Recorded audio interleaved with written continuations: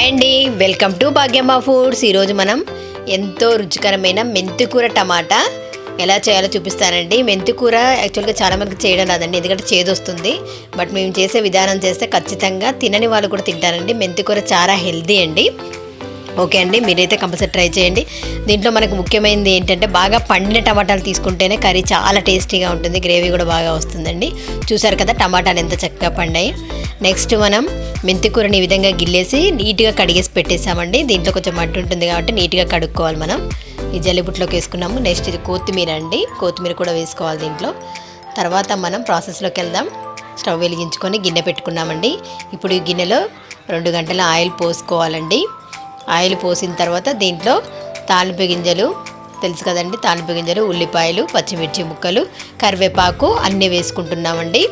ఇప్పుడు ఇవన్నీ వేసిన తర్వాత నెక్స్ట్ మనం 1 స్పూను పసుపు కూడా వేసాము. నెక్స్ట్ గరం మసాలా 1 స్పూన్ వేస్తున్నాము.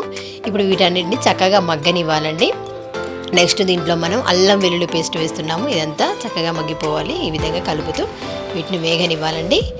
ఇలా వేగిపోతున్నాయి చూసారు కదా. నెక్స్ట్ దీంట్లో మనం మెంతికూరని ఆల్రెడీ కడిగేసి పెట్టాం కదా నీట్గా, అది దీంట్లో వేసేసుకోవాలండి. ఇది చాలా చాలా ఇంపార్టెంట్ అండి. మెంతికూర మంచిగా మగ్గితే మాత్రమే కూర టేస్టీగా ఉంటుంది. మగ్గకోకుండా మామూలుగా చేసేస్తే మాత్రం అస్సలు బాగుండదండి, చాలా చేదొస్తుంది. సో ఇక్కడ మనం ఖచ్చితంగా మెంతికూరని చక్కగా మగ్గనివ్వాలి. ఓకేనండి.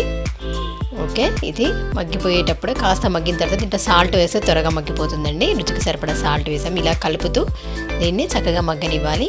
ఓకే అండి, చూసారు కదా ఎంత దగ్గరగా వచ్చేసిందో. నెక్స్ట్ దీంట్లో మనం ఇప్పుడు బాగా పండిన టమాటాను క్రష్ చేసి వేస్తున్నామని మన భాగ్యమ్మ ఫుడ్ ఛానల్లో ఈ విధంగా పండిన టమాటాను క్రష్ చేసి వేయడం వల్ల గ్రేవీ బాగా వస్తుందని ఇంతకుముందు చాలాసార్లు చెప్పాను.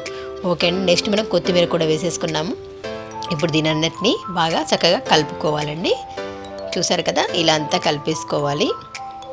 నెక్స్ట్ రుచికి సరిపడా కారం కూడా వేసుకోవాలండి. పచ్చిమిర్చి వేసాం కాబట్టి కాస్త చూసి వేసుకోవాలి. 2 స్పూన్లు అయితే వేస్తున్నాము.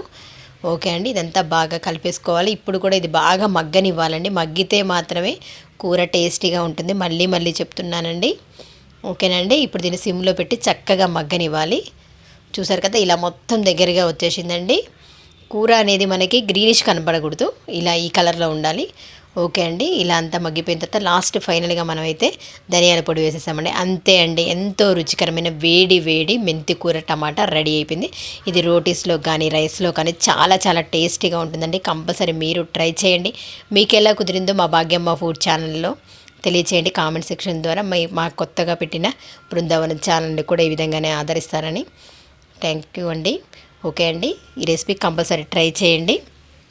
థ్యాంక్ యూ అండి. Thanks for your support. Thanks for your watching. Thank you.